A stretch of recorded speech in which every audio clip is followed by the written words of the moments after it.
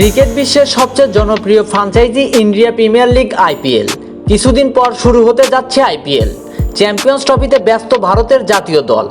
আর অন্যদিকে India premier লিগকে সামনে রেখে ফ্র্যাঞ্চাইজিগুলো ব্যস্ত নিজ নিজ অনুশীলনে।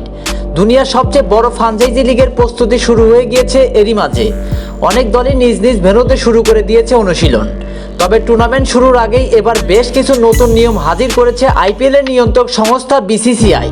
ভারতীয় ক্রিকেট বোর্ডের সিদ্ধান্ত অনুযায়ী এখন থেকে ম্যাচের দিন কোনো প্রকার অনুশীলন পর্ব থাকছে না। সেই সঙ্গে ফ্র্যাঞ্চাইজিগুলোকে নির্দেশনা দেওয়া হয়েছে কোনো প্রকার আঞ্চলিক ম্যাচ, রিজেন্ট লিগ কিংবা সেলিব্রিটি টুর্নামেন্টের জন্য মাঠগুলোকে আর ব্যবহার করা যাবে না।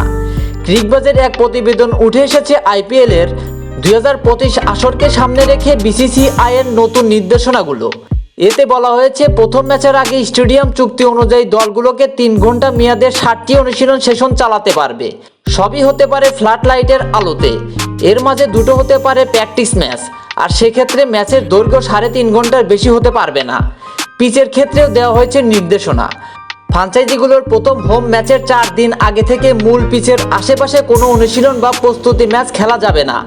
তবে এই সময় পাশের কোনো এক উইকেটে রেঞ্জ হিটিংয়ের কাজ ব্যবহার করা যাবে। তবে এই জন্য দরকার হবে লিখিত অনুমতি। ক্রিকবাজের ওই প্রতিবেদন অনুযায়ী নতুন মৌসুমে আইপিএলের দলগুলোকে 4টি নির্দেশনা দেওয়া হয়েছে। দলগুলোকে 2টো নেট দেওয়া হবে অনুশীলনের জন্য, আর অতিরিক্ত একটি দেওয়া হবে সাইড উইকেটের রেঞ্জ হিটিংয়ের সুবিধার্থে।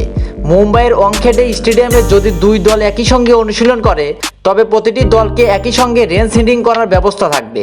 2 কোনো ওপেন নেট প্র্যাকটিসের সুযোগ থাকছে না। 3 যদি কোনো দল আগেই প্র্যাকটিস শেষ করে ফেলে তবে অন্য দলটি একই উইকেটে অনুশীলন করার অনুমতি পাবে না। 4 ম্যাচের দিনগুলোতে কোনো অনুশীলন পর্ব থাকছে না।